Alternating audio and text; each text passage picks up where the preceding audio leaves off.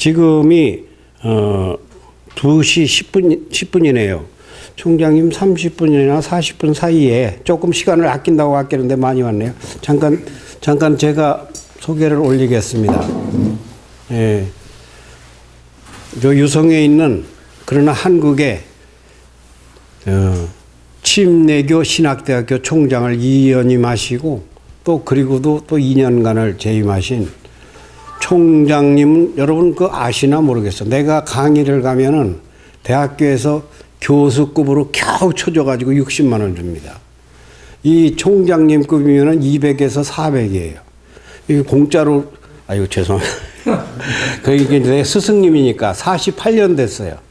그게 이제 제가 처음에 작사하고 작곡하고 신학할 적에 35인가 6시 때 찬송가위원회 가사심의위원을 해서 조직 신학 교수였으니까 그때. 그래서 이제 침례신학대학 교수님이신데, 여기 저 박승철 기자의 딸이 박미선인데요. 아실 거예요, 여러분. 미소한테 내가 하는 건 몽땅 스승님한테 배운 대로입니다. 딱 어려서부터 설교를 듣고, 우리 담임 목사님 설교보다 이 목사님 협동 목사인데 대학 교수니까 그걸 내가 그렇게 적었어요. 그래서 지금 48년 된 스승님이신데 오늘 저를 봐서 좋은 말씀 좀 해주세요. 네. 들으시죠. 예, 저는 여러분들은 서로 얼굴을 자주 대하고 밥도 같이 먹고 차도 마시고 그래서 서로 잘 아시는 줄 알았습니다. 근데 오늘 와 보니까 그렇지는 않은 것 같아요. 여기서 이제 처음 만나거나 그저 그런 분들이 많은 것 같아요. 제가 생각하니까 괜히 주눅 들었구나, 동급이구나 그렇게 생각했습니다. 청광로 선생은 오래전에 만났을 때는 저 양반이 가수였습니다. 그래서 이제 노래를 작사, 작곡해서 그 가사를 가지고 왔는데, 그걸 이제 뭐 저분이 잘 하지만은 그래도 저보고 좀 교정이라고 할까 좀 한번 읽어봐 달라 그래서 좀 어떤 것은 좀 수정도 하고 격려도 해드리고 이제 그렇게 했습니다. 근데 나중에 한동안 만나지 못했다가 그다음 만나보니까 이제 가수 일은 그만두시고 그다음 작가가 돼서 그 월남 이상재 선생의 생애 그 평전이라고 봐야 되겠죠. 그 큰 책 5권을 장관이 뭐 온 우리나라 어디를 다 다니면서 인터뷰하고 자료 수집하고 또 그 일가 친척들 뭐 거기들 만나고 또 YMCA 어디 다 다니면서 그 이제 도움 요청도 하고 그렇게 해서 그 전집을 냈어요. 그래서 그 당신은 그냥 이렇게 청광로 집사 뭐 청광로 선생 그러지 말고 청광로 작가다. 그래서 제가 작가 지위를 수여를 했습니다. 청광로 작가입니다.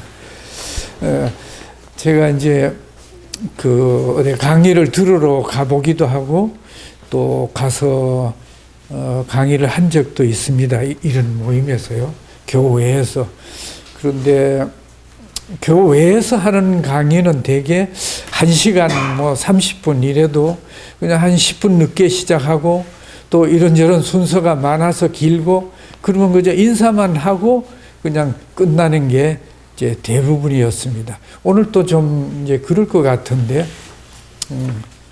한 30분 제가 가능하면은 한 30분 얘기하겠습니다. 여러분들 저 급하신 분을 일어나서 가시고 제가 얘기를 시작할까요? 예. 이거는 얘기 놓고 할까요?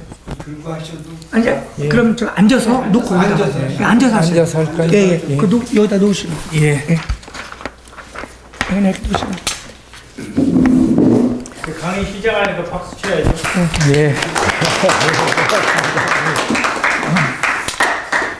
오늘은 이제 제가 문학에 관심을 가지고 어떻게 시작하고 어떤 책을 읽고 또 어떤 선생님들을 만났는가 아마 그런 정도 제가 말씀드리는 게 편할 것 같습니다.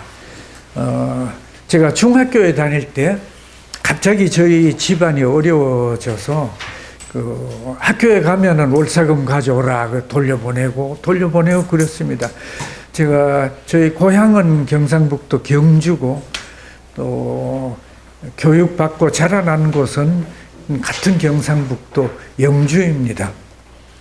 한 번은 중학교 때 학교에 가니까 또 하나 너 가서 월사금도 안 가지고 여기 앉아 있으면 되느냐, 가서 월사금 가져와.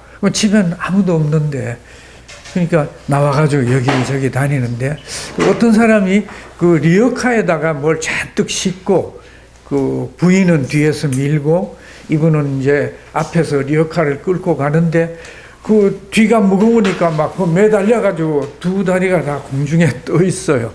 그래서 내가 얼른 가서 그 리어카를 내려주고 리어카를 이렇게 돌렸습니다. 반대로 돌려가지고 제가 이렇게 누르고, 선생님도 여기 와서 이렇게 같이 미시죠. 그래가지고 그 어디를 가시느냐 그랬더니 우리 집 그에서 한 100m, 200m 되는 그런 그 길 건너편 집에 이제 처음 이사를 오시는 분이었어요. 그래가지고 거기에 리어카를 갖다 주고, 그 집 주인 아주머니도 제가 좀 잘 알죠. 한 마을이니까요. 그래서 이분이 이제 그 이삿짐을 다 내리는데 보니까 딱 숟가락 2개, 젓가락은 4개래야 되는데 1개는 중간에 없어지고 3개, 그리고 옷까지 몇 개 하고 그 외에는 전부 책밖에 없어요. 그래서 그 책을 내려가지고, 원래 전세 하나를 드렸는데 그 집 아들이 군에 가는 바람에 방이 비어서 그 선생님에게 그분에게 그 방도 써라. 그래서 그 방에다가 이제 책을 진열했습니다.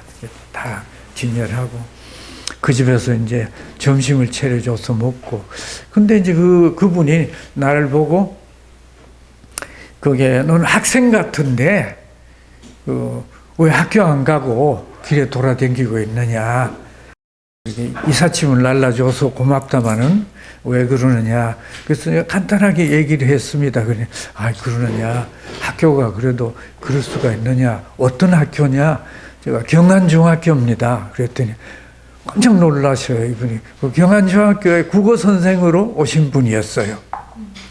근데 이분은 일본에서도 공부를 하시고, 그래서 거기 보니까 참 책을 읽고 싶은데 책이 없어서 못 읽었죠. 그때는 내가 다니는 학교에도 도서관이 없고 영주시에도 도서관이 없고 책 읽을 책이 없었습니다.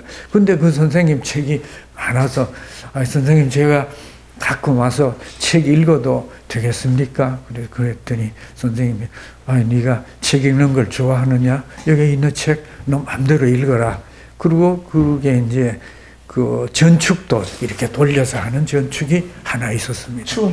그래서 제가 늘 그 집에, 학교는 못 가니까 그 집에 가서 사모님 심부름도 해드리고 마당도 청소도 하고, 그리고 거기에 있는 책을 읽고, 또 거기에 있는 그 옛날에 이렇게 음반 있지 않습니까? 그 원판이라는 그걸 가지고 사모님에게서 그 고전 음악에 대해서 공부를 자연스럽게 많이 하게 됐습니다. 근데 그 책을, 어느 날 책을 보니까 그게 소설책인데 성이라고 글자 하나인 소설책이 있어요. 성. 그래서 이게 뭔가 이렇게 보니까 그 일본말로 그 작자 이름이 쓰여 있었어. 그 일본 책이거든요. 그러니까 이거는 프란츠 카프카라는 그 체코슬로바키아 거기에 작가인데, 이 작가가 쓴 성이라는 소설인데 이걸 못 읽어. 책은 막 이렇게 두꺼운데 아무 재미도 없다는 거예요. 그래서 이건 못 읽는다고. 선생님이 이거 다 번역해 놓은 건데 그래도 학생이 읽기는 어려울 거야. 내가 학생이 읽을 수 있는 책을 좀 골라줄게 그러셨어요. 못 읽는다니까 제가 호기심이 생겼습니다. 그래가지고 그걸 선생님이 그냥 이런 백지에다가 어떤 때는 빨간 거 실어 쓰고 어떤 때는 파란 거, 어떤 건 까만 거, 틈이 나는 대로 펜이 있는 대로 그걸 일본 거를 번역을 해서 써놓은 거, 공책 몇 권 되는 거였습니다. 그걸 다 읽었습니다. 근데 거기에 보니까 그 주인공이라는 사람이 K라는 이름이에요. K. 근데 K는 건축 작가였습니다. 건축 기사였습니다. 근데 그 프라하에 그 성이 좀 무너졌다고 그 건축 기사에게 와서 이 성을 좀 수리해 달라 그 초청을 받았습니다. 그러니까 기사는 일거리가 생겼죠. 준비를 다 해가지고 그 성에를 갔습니다. 가서 이제 그 제일 큰 문을 두드리니까 거기 한참 있다가 어떤 사람이 문지기가 나왔습니다. 그래서 내가 이렇게 K라는 건축 기사인데 성주님으로부터 내가 성을 좀 보수해 달라는 초청을 받고 왔습니다. 그러니까 한참 장부를 들춰보더니 그런 지시가 여기에 내린 일이 없어서 그 선생은 여기에 못 들어오십니다. 아니 연락을 해보시면 되지 않느냐고 연락을 해보시라. 그럼 오늘은 벌써 다 퇴근하고 안 되니까 그럼 내일 한번 와보시죠. 그래서 또 그 이튿날 갔습니다. 갔는데 똑같은 얘기만 합니다.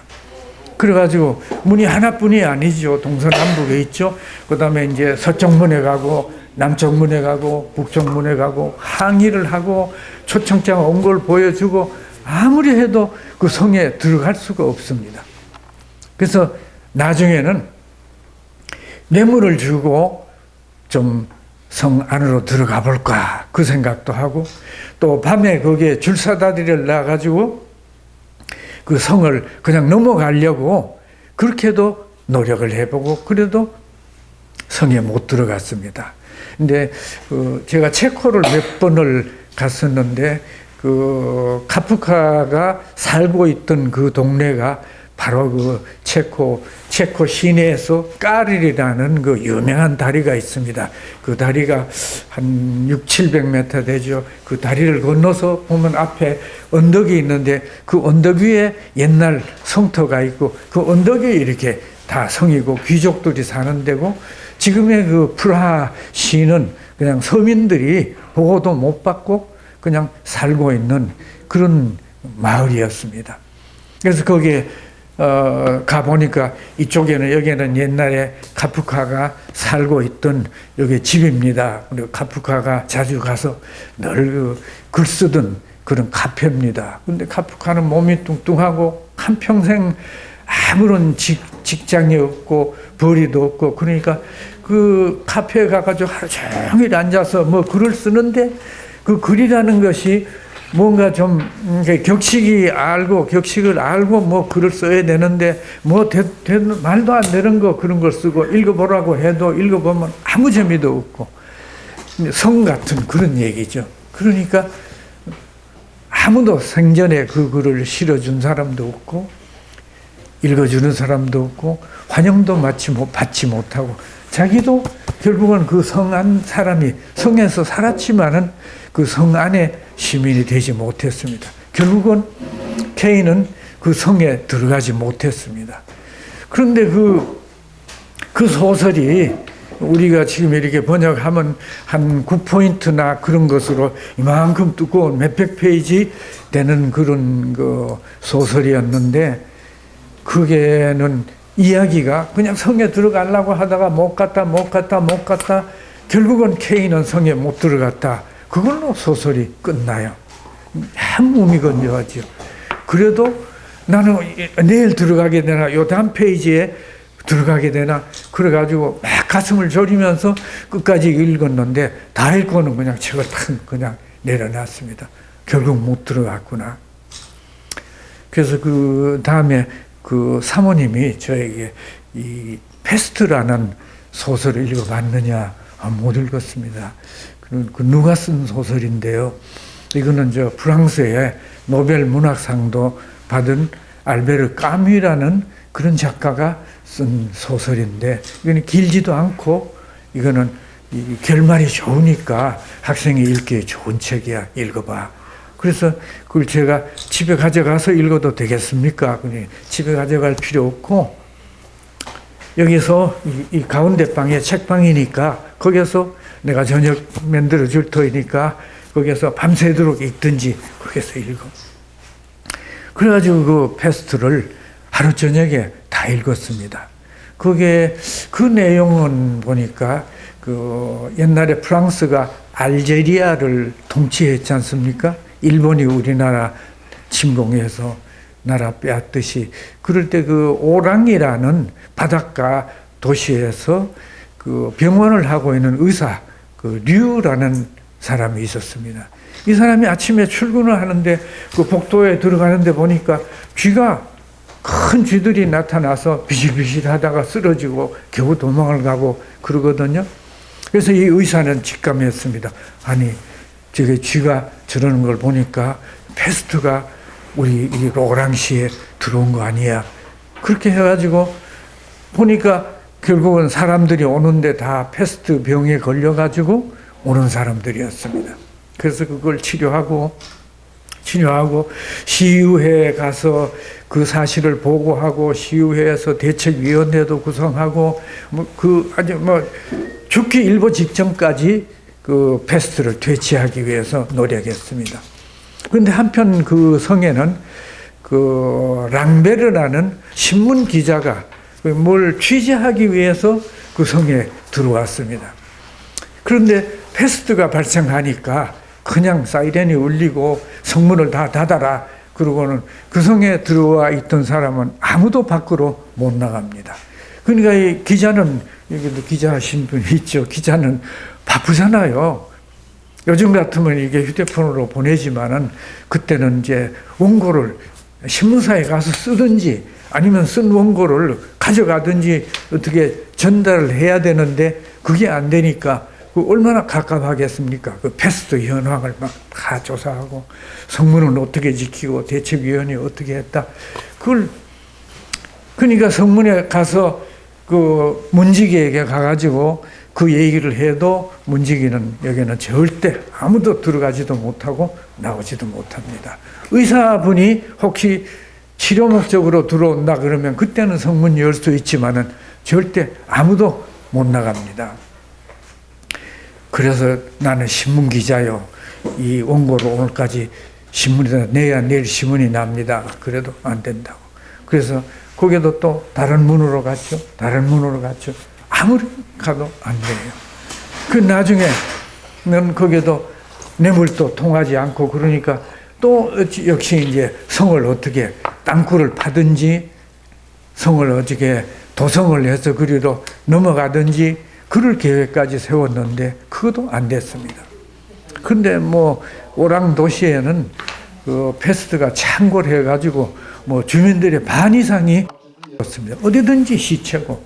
그럼 사람들이 살아있는 사람들이 하는 일은 뭐냐? 여기 다 이렇게 막 붕대든 내복이든 그걸 두르고 시체를 굽고 구덩이 파가지고 거기다 묻든지 태우는 것밖에 없었죠. 구덩이를 묻지도 못했어요. 그래가지고 이제 기진맥진 해가지고 얼마나 걸렸는지 모르죠. 한 달 걸렸는지 2달 걸렸는지. 그리고 이제 어느 날 또 이제 혹시 성문이 열렸느냐 해가지고 보니까 성문이 열려 있어요. 이만큼 열려 있고 간수들은 보니까 다 쓰러져 있고 다 죽어가고 그러고 있어요. 그러니까 이 랑베르는 이제 살 길이 났죠. 그래가지고 막 성문 밖으로 그냥 막 뛰어나갔습니다. 그런데 그때 랑베르가 뛰어나가다가 갑자기 이제 발걸음을 멈췄습니다. 아니, 내가 이렇게 죽어가는 사람들을 다 놔두고 내가 나가면 안 되지. 그 사람의 한 말 그대로 보면은 여기 역병의 시대에 혼자만 행복하려는 것은 비겁한 것이다. 그래가지고 랑베르는 돌아와가지고 도로 그 성에 들어갔습니다. 그래가지고 류 의사하고 또 몇 사람들이 그 힘을 합쳐가지고 그 전염병이 끝날 때까지 거기서 열심히 일했습니다. 근데 나는 이 책을 읽으면서 카프카의 성은 들어가지 못해가지고 그렇게 안달을 했고 또 여기 까미가 쓴 패스트는 성에서 나오려고 그렇게 안간힘을 썼는데 결국은 못 나왔죠. 나갈 수 있었지만은 안 나갔지만은 못 나갔죠. 자, 우리 인간 세상에 사람이 이렇게 산다는 것은 그러면 어떤 것이 옳으냐? 들어가야 되는 것이냐? 나와야 되는 것이냐? 저는 이제 어린 소견에 중학교 3학년 때였습니다. 그런데 그런 이제 생각을 가지고 있습니다. 그런데 그 한 번은 책이 다 이렇게 꽂혀 있는데 이렇게 옆으로 누워 있는 책이 있어요. 근데 그 책등이 빨갰습니다. 빨간 그 표지를, 그게 종이로 그 표지를 쌌어요. 그 일본 사람들이 이제 그 색종이 있지 않습니까? 그런 걸로 쌌어요. 그래서 사모님, 이거는 무슨 책입니까? 그랬더니, 그거는 뭐 시지프 뭐라는 건데, 나도 안 읽어봤는데, 선생님이 그거는 너한테 주지 말라 그랬어. 학생한테 이거는 주지 말라고 그런 책이야.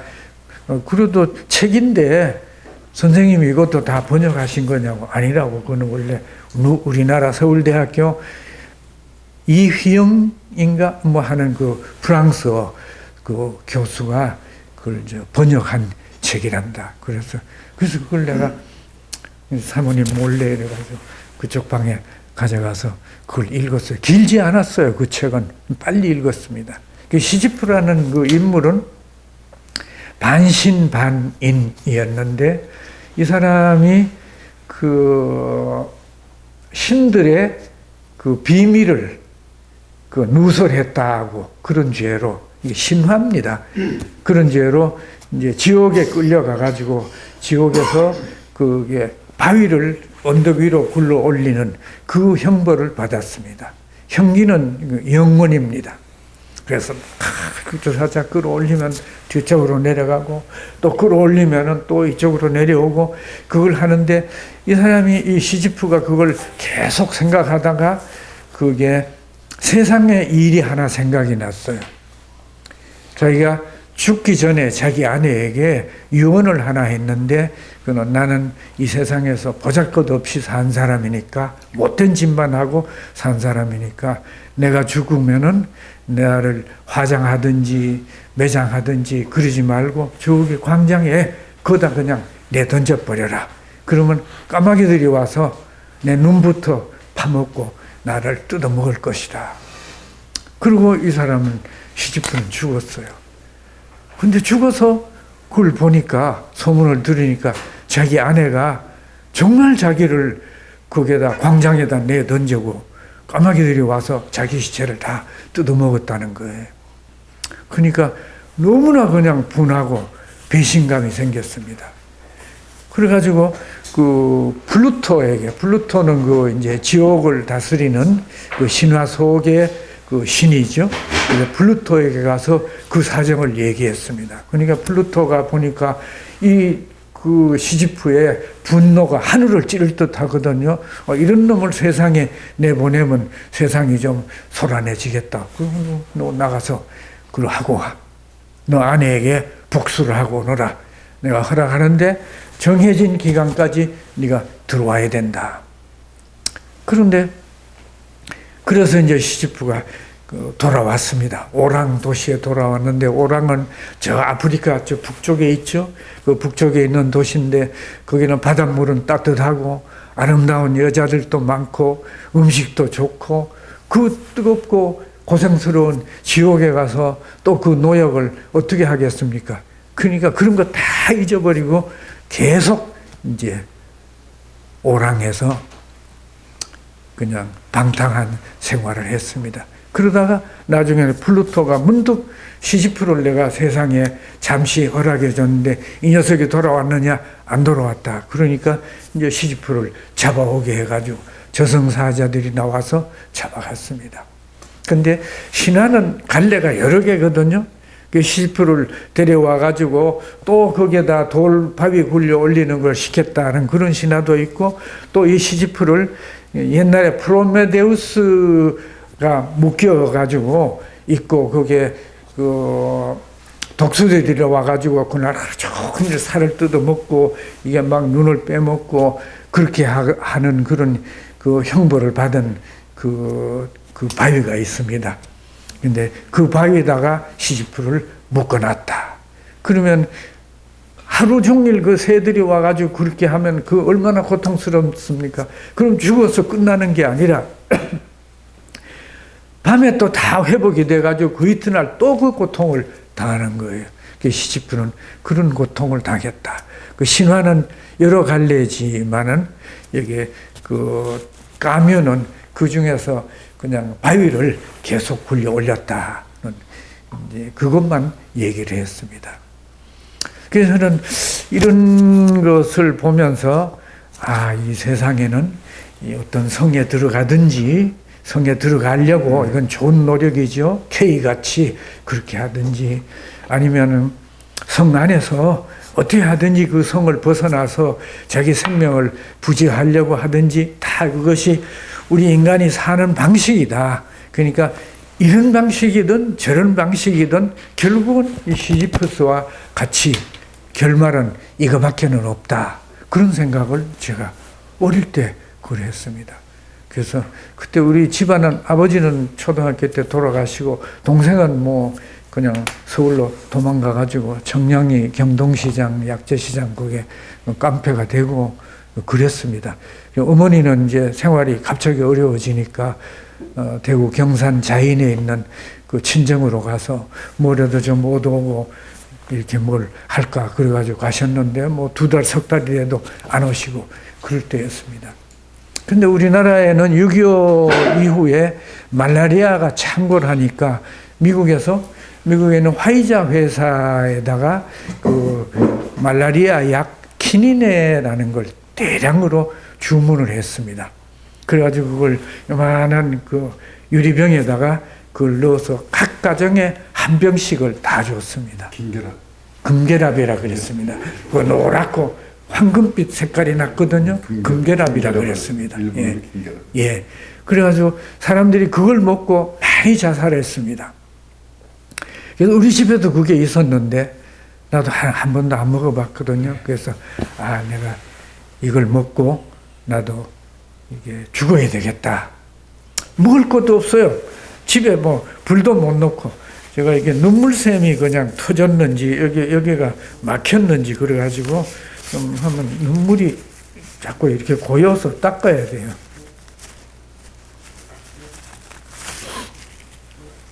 젊을 때는 눈도 좋았는데.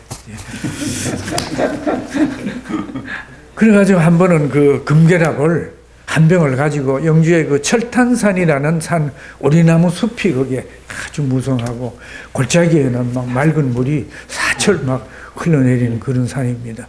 거기에 올라가니까 거기는 그 6.25 때 참호 파놓은 게 있었습니다. 근데 그 우리가 올라가서 늘 놀았거든요, 누워서. 그럼 그 5월달이어서 뻐꾸기들이 오리나무 숲에서 그냥 울고 저 멀리서는 또 그 비둘기들이 쿠쿠 쿠쿠 쿠쿠 쿠쿠 울고 그랬습니다. 거기에 이제 다 엎드려서 결심을 다시 하고 또 다시 하고 그래서 이 기닌의 한 움큼을 그냥 탁 입에다 털어 넣었습니다. 절대 뱉지 않는다. 나는 여기서 죽는다. 그랬는데 그 금계랍이 얼마나 쓴지요. 그래가지고 뭐 나도 모르게 그걸 그냥 막 팍 버렸습니다. 아직도 금계랍이 반 이상은 병에 남아 있었지만은 그걸 그냥 다 뱉어버리니까 그때 이제 그래도 몇 알은 넘어갔죠. 그래 내 생각에 오늘은 이게 물을 안 가지고 와서 이게 도리가 없다고 물 있는 데를 가려면 뭐 그쪽에 멀리 가야 되거든요. 그리고 그래서 그냥 내려왔는데 그 넘어간 금계랍이 얼마나 됐는지 몰라도 그래서 내가 걸음을 바로 못 걸었습니다. 휘적휘적 그렇게 걷고 내려왔습니다. 그래가지고 집에 겨우 집에 돌아왔습니다. 그래서 이제 그 며칠 후에 그 선생님 댁에 다시 갔죠. 그랬더니 그 선생님이 그날 계시면서 왜 한우 얼굴이 왜 그래 못됐어? 그동안에 왜 학교에 안 나왔어? 학교에 시험 본다고 너도 이제 나와서 중간 시험 보라고 그랬는데 그 연락이 안 된다 그런데 어디 갔었어? 그렇게 그런 말씀을 하셔요. 그러면서 그때 그 한호가 읽어서 유익할 책이 보니까 그 영주에 영문당이라는 그 서점이 있었습니다. 스쿨 서점 2개가 있었는데, 영문당 서점은 내가 초등학교 5학년 때부터 그거 가가지고 구석에 앉아가지고 만화부터 보던 그런 서점이었거든요. 그래서 제가 이제 중학교 3학년이 돼서 이제 그 서점에 이제 또 다시 가기 시작했어요. 그러니까 그 서점에 안 선생님이 사장 하시는 분이 한호 방학 때는 뭐 할 거야? 저 방학 때 특별한 거 없는데요. 그러면 딱 한 달 30일 동안 이게 우리 서점에 와서 책도 팔고 서점 지켜주지 않을래? 그럼 내가 돈도 줄게. 저는 막 얼마나 좋습니까? 그래서 그렇게 하겠습니다. 그래가지고 그 서점에 갔더니 그 사모님과 선생님이 말씀하신 그 러시아 작가들의 죄와 벌이라든지 말씀하세요.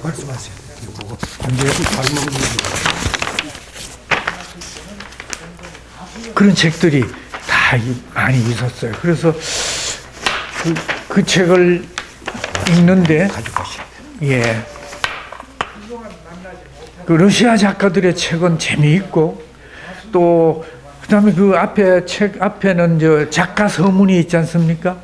그걸 서문을 보니까 그게 톨스토이 또 도스토옙스키 그런 사람들이 그 책 앞에 서문에 뭐를 썼느냐 하면은, 내가 이 책을 쓰는 목적은 예수 그리스도의 사랑과 예수 그리스도의 구원을 온 세계 이걸 읽는 모든 독자에게 전하기 위해서다. 그래요. 그래서 내가 그 선생님에게 가서 그 다음에 선생님 이게 공산주의 나라, 이게 그 소련에서 사람들이 이렇게 이런 작가들이 그렇게 말을 했는데 그 무슨 말씀입니까? 그랬죠. 그랬더니 그 선생님이 네가 세계 역사를 안 배워서 모르는구나. 그 소련은 공산주의 국가가 되기 전에는 그게 가톨릭 교회 한 종파인 그 그리스 정교회라는 그 교회, 그 신앙이 러시아 그 소련 전체에 그게 국교였어. 그런데 그 종교도 부패하고 또 왕실도 부패하고 국민들도 옳은 신앙을 못 가지고 그렇게 하다가 보니까 그 10명 되는 공산주의자들 볼세비크 그 사람들이 여기서 공산주의 만세 그리고 경찰이 호각 불고 뭐 저리 도망가고 그러던 그 사람들에게 이 거대한 러시아 전체가 1억 명이나 되는 그 인구가 다 거기에 넘어가 가지고 오늘날 공산주의 국가가 됐지. 그러나 그 사람들은 러시아 정교회 신자들이었어. 그러니까 그 사람들은 옳은 신앙을 가지고 있었지. 근데 그 중에 특히 이제 도스토옙스키의 죄와 벌이라든지 또 그 톨스토이의 민화 그런 걸 제가 읽고 얼마나 감동받았는지 모릅니다. 그래서 나는 그럼 이게 나중에 이제 학교를 고등학교까지 마치고 그 다음에는 신학대학에 가야 되겠다. 그래서 나는 거기에 대학에 가면 도서관에 책도 많을 거니까 그 책을 읽고 나는 이제 이렇게 톨스토이나 도스토옙스키나 체호프나 그런 사람들처럼 이렇게 글을 써가지고 사람들에게 하나님의 사랑을 전하는 그런 역할을 하는, 말하자면 이제 기독교 작가가 되겠다. 그런 결심을 그때 했습니다. 그래서 결국은 그래서 제가 신학대학도 가게 되고 또 신학대학에서 교편 잡고 또 저를 또 이렇게 불러주어서 미래세종일보에 논설도 쓰고 이제 또 그렇게 하게 됐습니다. 제가 지금 생각해 볼 때 이 실존주의 작가들은 그렇게 공감은 주지만은 그 공감이 이렇게 좀 어두운 쪽의 공감이고 비판적인 공감이고, 그러나 이게 러시아 작가들이 그렇게 쓴 작품들은 전부 다 어떻게 사람들에게 감동을 주는데 그 감동이 아주 선한 쪽의 감동입니다. 톨스토이의 미나집을 보면 그게 또 릴케, 라이나 마리아 릴케가 쓴 하나님의 손이라는 동화집이 있습니다. 그런 책을 보면은 그게 두 번째 성경이라 그래도 돼요. 특히 이제 그 톨스토이가 쓴 그 카라마조프의 형제들, 그런 책은 성경 그대로예요. 거기에 인물이 그게 다 아브라함의 아들들, 그 이름들 다 그렇게 그 이름만 바꿔가지고 그렇게 해서 쓴 책이 그게 카라마조프의 형제들이죠. 그게 아브라함의 형제들 그렇게 말할 수도 있는 그 책이에요.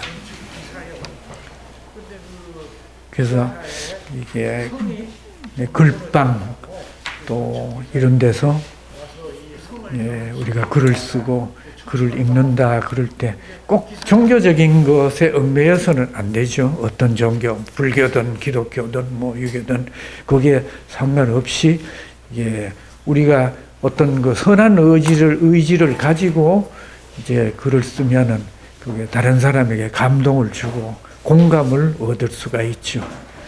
그런 의미에서 작가 또 아니면 독서가 그런 사람들이 이 세상에 주는 영향이 크다고 생각합니다. 오늘 여 뒤에 더 있지만 이 정도로 마치는 게 그러면은 저 질문이 있는데요. 예. 중학교 2학년 때 굉장히 뭐 성숙하신 건가요? 아니면은 중학교 2학년이면은 잘 그런 거에 대해 모르는데 3학년 그 책을 때였습니다. 예. 많이 보셨어요? 어때요? 책을 읽고 싶었는데 그때 책이 없었어요. 예. 그런데 그 선생님 댁에 가니까 뭐 전부 그런 책이잖아요. 그래도 중학교 그때는 막 놀고 싶고 막 이렇게 할 텐데 그 막 책을 보면서 굉장히 생활도 많이 하시고 그래서 와 이제 놀기도 잘 놀았어요. 그래도 책은 열심히 읽었습니다. 누구를 만나느냐에 따라서 인생은 바뀐다고. 그분은 호혼 김성동 선생이었는데 그 소설가 김성동은 아니고요. 그분이 이전이고 그분은 서울대학 교수가 됐습니다. 나중에. 그러면 그 사모님이 굉장히 인자하셨네요, 그죠? 그 사모님이 이제 대학을 다니다가 일본에서 대학을 다니다가 2년 다니다가 중퇴했다고 그러더라고요. 그래서 그 선생님은 일본의 그 경도대학인지 동경대학인지는 모르겠습니다. 그걸 졸업하신 분이고 6.25 때 뭐 이렇게 올 때 갈 데 없고 그래서 그 시골에 거기에 왔다가 나중에 이제 서울대학에 불림을 받았고 우리에게 삼각을 가르친 김웅이라는 선생, 그분 무섭고 막 나도 막 삼각자 이렇게 못 이래서 이렇게 그리는 거 그 자로 여기를 맞아서 피가 여기까지 흐르고 그랬습니다. 공부 열심히 안 한다고. 그랬던 그분도 그 서울대 그 수학과 교수가 되셨고 또 오하섭이라는 영어 우리 영어 선생이었는데 그분이 또 서울대학교 영문학 그 교수가 되셨어요. 그리고 우리가 시골에서 공부했지만 좋은 선생님들 만났습니다. 여러분들이나 저나 다 좋은 선생이 될 수 있죠. 우리 자녀들에게 또 우리가 만나는 사람들이. 저 오늘 되게 귀한 자리에 온 것 같아요. 예. 너무 귀한 자리에 제가 온 것 같아요. 예. 저 감동받아서 한마디 해도 될까요? 예, 말씀하시죠. 제가 초등학교 6학년 때 예. 여름방학 때 아빠가 갑자기 돌아가셨어요. 근데 그때 제가 우울에 빠져있을 때 읽은 책이 톨스토이 책이었었어요. 예. 잊고 있었던 건데 오늘 총장님을 통해서 옛 생각이 너무 많이 나는 거예요. 예. 그때 제가 그 책을 읽고 나서 제 인생에 설정이 됐어요. 예. 그래서 제가 오늘 이 자리에 오게 됐나 봐요. 그렇죠. 좋은 선생님. 만나본 것 같아요. 맞습니다. 나는 이게 도스토옙스키는 뭐 도박하고 막 그 죄와벌 또 도박빚 때문에 하룻밤에 썼다 그랬는데 하룻밤에 쓰지 못했겠죠. 그래도 도박빚 갚으려고 써가지고 그 원고를 그냥 줬다고요. 그런 책인데도 그 도스토옙스키도 그걸 쓰는 목적이 예수 그리스도의 사랑을 전한다고 도박빚을 갚아야 되기 때문에 썼다 안 그러고 그랬어요. 그래서 내가 예. 총장님 말씀하실 때 초임 교직에 처음 나왔을 때요. 예. 37년 전입니다. 예. 그 당시에는 지금은 각 학교마다 도서실이 다 있어요. 그렇죠. 또 몇만 권씩 비치고 예. 있고. 근데 그 당시에는 도서실이 없었어요. 없었어요. 예. 그래서 저는 이제 체육인이라고 말씀드렸잖아요. 예. 근데 책은 많이 읽었어요. 운동하면서. 아, 예. 그러면서 제가 초등학교 아이들을 가르치면서 담임하면서 예. 학급 도서관을 만들었거든요. 예. 그래서 책을 1000권을 이제 만드는데 반은 제 자비로 구입을 했고, 아, 그다음에 예. 그 반 정도는 이제 지인분들 스폰 받아갖고 예. 제가 교실을 창틀 있지 않습니까? 창틀. 예. 거기를 그 칼라 박스를 쭉 해가지고 책을 1000권을 비치해놓고 우리 반 아이들 도서실화를 예. 시켰어요. 아침 자습도 없고 아침 자습엔 책을 읽든지 나가서 운동하든지 이런 선택권을 줘가면서 그러니까 제 독자적인 학급 경영을 했었죠. 예. 근데 그걸 제가 해마다 하면서 느낀 게 뭐냐면은 아이들이 그 1년 동안에 책을 100권 이상 읽잖아요. 예. 매월 마지막 날 이거 A4 용지 100개 나눠주고 주제 하나 주고 다 이제 쓰고 싶은 대로 쓰고 예. 있는데 예. 그걸 누계처를 해서 12월 달에 예. 1년 끝나갈 때 각자 개인한테 나눠줬어요. 예. 그랬더니 몇 아이가 막 얼굴이 빨개져갖고 들고 왔어요. 예. 선생님 3월 달에 쓴 거 예. 이거 제가 쓴 거 아닌데요. 예. 이놈을 딱딱 우기는 거예요. 아, 예. 너 그거 네 거 맞죠? 네 글씨 맞지? 글씨체 맞지? 맞대. 내용이 아니라 이거예요. 예. 그러니까 제가 12월에 쓴 거하고 3월에 쓴 거하고 비교를 해보니까 예. 자존심 상하는 거예요. 아, 부대단에. 예. 그럼요. 예. 3월 달에 너무 못 쓴 거예요. 예. 12월에 그냥 뭐 거뜬히 한 장 다 채우고 하는 이런 실력이 돼요. 예. 그래서 이제 차근차근 얘기를 해줬죠. 선생님이 너희들 그 매일같이 독서를 생활화하다시피 해준 이유가 예. 이런 데 있었다. 너는 그동안에 네가 열심히 읽어갖고 이렇게 성장한 거다. 예. 이게 너의 옛 모습이고 이것이 현재의 모습이다. 예. 더욱더 배움에 정진하면은 이거보다 더 훌륭한 네가 작가도 될 수 있고 또 아주 유명한 인사로 성장할 수 있다. 예. 이렇게 이제 해주니까 아이들이 얼굴이 펴가지고 아주 좋아하는 이런 그 경험들이 있었어요. 그래서 지금도 아이들 독서는 그 우리 학교 전체 아이들 도서실 이번에 그래도 아, 새로 예. 깔끔하게 책 읽는 것은 평생 가야 된다는 그걸 가지고 있습니다. 아, 예. 옛날 사람은 근데 저는 교훈이라시네요. 예, 저는 이제 학교 다닐 때 우리 이제 여기 원래 저는 원주민이고 이제 그 대평리 이제 금남 초등학교를 다녔거든요. 제가 이제 금년 58년 개띠예요. 66세인데 제 11살 때 그러니까 55년 전에 우리는 도서관이 있었어요. 학교에. 도서관이 딱 하나 젖어 있었거든요. 근데 도서관이 있으니까 다른 학교들도 다 도서관이 있나 보다 이렇게 생각했죠. 그래서 지금 갑자기 근데 뭐 30년 전이면은 뭐 저는 55년 전에 우리 학교 도서관이 있었으니까 근데 그때도 없었다 이거죠. 30년 전. 예. 우리 형님 저희 우리 금우중학교. 거기는 금우. 연기군 중에서도 그래도 핵심 메인 학교니까. 예. 그래서 아마 도서관이 있었을 거예요. 예, 초등학교도 있었고, 예, 중학교는 물론 저기인데, 그런데 지금 우리 세종시에 도서관이 너무 많을 정도로, 예, 아마 우리나라 최고 많을 거예요. 예. 지금은 각 학교에 다 있어요. 아니, 그 말고 그냥 이 동네에도만. 예. 예. 학교는 물론 이제 있어야 되는데, 이제 커뮤니케이션 센터라고 도서관이 진짜 기가 막히게 잘 돼 있어요. 막, 이 정도 되는 게 아니라 이거 한 10배 이상 무지 커요. 그러니까 사람들이 책 읽는 그 공간이 굉장히 멋있지. 그래서 책을 잘 보게 되고 그러니까.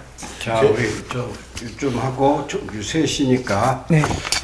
벌써 셋이야? 그 총장님 이제 그 미래세종의 박승철이 씨가 어디 갔어요. 그래서 산림 교장 선생님이 숲학교 교장 선생님이 그쪽으로 가시니까 유성으로 모시고 갈 거예요. 아이고, 그래요? 그렇게 하시고 요거는 뭐냐 하면 저 문학평론가 원고. 아, 예. 아, 예. 그리고 총장님, 개인적으로 예. 여기 이제 글방이다 하고 이제 오는데 예. 그 이제 신학 쪽도 그렇고 예. 제가 요즘 굉장히 고민이 하나 있어요. 예. 이제 노인이 이제 바짝 늙고 예. 저희 어머니 케이스인데 예.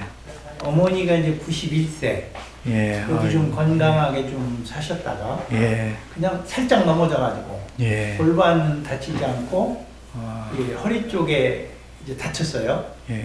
근데 그거를 수술을 하고 그러다 보니까 이제 이게 또 넘어지면 예. 더 그럼요. 크니까 이제 간병인을 붙인 거예요. 예. 그러니까 간병인을 붙이는데 이 주간 간병인은 있고 예. 또 야간을 자식들이 하니까 예. 잠을 못 자시고 자식들을 일을 해야 되니까 그냥 자식들이 돌아나는 거예요. 예. 도는 거예요. 이게 예. 어머니 밤 저기 하고. 그렇죠. 그래도 진짜 부모님들 간병한 사람하고 한 사람 대단히 훌륭하다 이렇게 보는데 최근에 두 류가 있어요. 예. 그냥 웬만하면 요양원에 넣고 예. 우리 어머니 요양원에 지금 10년째 있어고 자랑스러워서 얘기하는 우리 선배들이 있는가 하면 예. 그러는 중에 이제 저희 어머님이 아주 요즘 고민인데 이걸 오늘 글방에든 논의에서는 한번 누군가 같이 열차 내려오면 써야 된다 했는데 그 우리 어머니께서는 딱 두 가지를 결정하시더라고요. 하나는 나는 노인병원에 안 간다. 하나. 네. 두 번째 요양원 안 간다. 네. 그럼 어떻게 합니까? 집에서 하다가 예. 죽겠다. 예. 그리고 간병인들 붙여라. 예. 그리고 자식들 보고 손잡고. 그러면 당신이 그럼 얼마나 사실 것 같으니까 내가 길어봐야 1년이나 2년밖에 더 살 거야. 네. 지금 본인들이 안 와봐요. 네. 아, 예. 근데 나를 요양원에 보내면 예. 나는 10년 산다. 생명을 연장시키니까. 예. 그럼 나는 그렇게 하는 거다. 근데 요즘에 이제 놀라운 게 요양원 간병비가 예. 주간 세트만 하는 것도 한 300만 원. 예. 야간까지 다 하면 한 600만 원 정도 돼요. 한 달에. 간병이 한 달에. 네. 아유, 또 그래요. 거기 조금 더 케어 있는 간병원을 하려면 예. 생활비 200을 또 줘야 돼요. 예. 어머님하고 둘이 자기들 조건에 또 공간이 줘야 그나마 예. 그 간병인이 붙어 있어요. 800만 원이요? 네, 그럼 800만 원이에요. 그러면 1년이면 8천이에요. 네. 근데 이 간병인들이 또 그렇게 성실껏 한 간병원을 구하려고 그러니까 일단 8천만 원을 예치해 달라는 거예요. 예치를. 왜냐면 언제 돌아오고 그런데 이제 그게 우리만 그런 게 아니라 서울 시내에 그나마 돈을 가지고 있는 분들은 웬만하면 다 돈 1,000만 원 이상씩 하더라고요. 예. 그래서 저는 요즘 이제 갈등이 아니 그러면 어머니 이 돈을 해가지고 이제 여기서 이제 갈등이 있어서 총장님한테 형제들끼리 예. 나누자 준 예. 몇 학기니까 200만 원씩. 그래 처음에는 한두 달은 서로 냈어요. 그 세 달째 이제 돈을 200만 원씩 내자고 하니까 그러니까 우리 형수 하나가 예. 벼르르 떨면서 예. 언제까지 우리 보고 돈 내라고 할 거냐. 그걸 자식을 시켜서 얘기를 그치. 하더라고요. 예. 그러니까 제가 이제 꼭지가 확 뚫죠. 근데 이제 그게 또 이해가 가는 게 집이 어머니 집인데 예. 그 집을 팔아서 예. 어머니가 다 쓰고 가게 해야지 왜 우리한테 돈을 걷냐.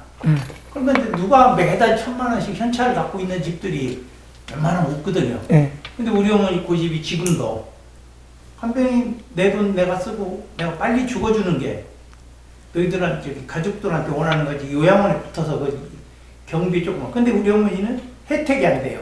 예. 칩이 있으니까. 예. 칩이 없으면 뭐 이렇게 뭐 이런 거. 그래서 여기서 이제 최종 갈등이 이 노인들의 삶에 예. 이게 혹시 삶에 이게 요양원으로 가셔서 생명을 더 길게 연장하는 것이 정말 아름답게 사는 건지 우리 어머니처럼 그냥 살다가 그 대신 조건이 있어요. 병원에 응급실에 가발랑 호수 뛰라는 거야. 가서 연장시키지 말라는 거예요. 그래서 이제 거기서 딜레마가 빠지면서 우리나라 노인 문제가 이게 이제 보통 심각하잖아요. 그래서 아까 이제 저 신학 쪽 그 말씀을 하셔서 예. 정말 이럴 때 어떻게 해야 되는 건지. 그럼 어떻게 해야 됩니까? 예를 들면 집을 그냥 일단 팔아서 예치를 그럼 또 팔으면 그 집에서 못 있거든요. 예. 그나마 지금 어머니가 있었던 공간은 그거 모기지로 뽑는 모기지를 하면 돼요. 아니죠. 모기지를 그렇게 돈이 안 나와요. 안 나와? 안 나오죠. 그렇지, 1,000만 원 빼면 어떻게 모기지를 200, 300밖에 안 100, 나와요. 100, 200 나오지. 근데 형님 제가 아는 상식으로는 아니 그래서 한번 네. 노인이 됐을 때 삶이 예. 그렇게 빨리 이제 이렇게 더 길게 생명을 연장하려고 아까 이제 왜 근계 그게 있어서 말씀을 드리는 거예요. 우리 어머니 생각 판단이 맞는 건지 강제라도 요양원에 갔다 조금 무무를 하실 때 요양원에 모셔버리는 게 난 건지 이제 이러는데 이제 형제 중에서 막내 하나는 그 정황을 다 만약에 분석을 못 하시니까 어떻게 요양원을 답을 아니 요양원을 보내면 형제들 가만히 안 두겠다고 그래요. 형들. 그래서 이럴 때 지금 이제 예. 그 고민스러워서 한번 여쭤봤어요. 총장님한테. 예. 예. 공식 회의는 마치고 예. 사담으로 지금 사담한 거 사담으로 아니었어요? 하세요. 아니요, 제가 죄송합니다. 아니, 사담. 굉장히 끝나지. 그거는 이제 회의는 한국으로 보고 예. 그 임재한 해설사는 고북저 수지에 대해 몇 분만 1분만 그렇죠. 예, 아니 그러면은 어. 저기 우리 여기 데크가 너무 멋있으니까 바쁘신 분들 가시고 데크로 그냥 가? 예 데크로 가서 이렇게 즐기는 지금 게 어디로 옮길 건가 하면 예. 깜돌이 짬뽕이라는 데가 검색하면 나와요. 예. 17kg요. 예.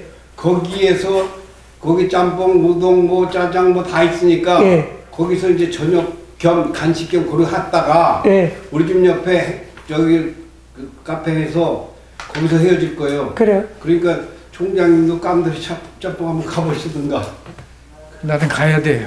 그러면 이제 총장님이 가신다면 이 양반을 거기 짬뽕 못 가요. 둘이는 모시고 가. 그리고 다른 사람은 이제 그저 끌을 가든지 저걸 가든지. 왜 가셔야 돼요? 예. 왜? 오늘 5시까지는 가야. 예. 그저 문인 옆에 언제 갈까요? 날짜 정해서 알려주세요. 예. 접수를 내가 어떻게 하는가? 4월 첫 주에 많이 바빠서 예? 4월 첫 주에 계속 뭐 일이 있어서 4월 둘째 주 중에 예 아니요 예. 그럼 지금 어디 교편 잡고 계세요? 지금 교편 잡고 계세요? 개인 사업체를 운영하는 리더십 센터를 운영합니다.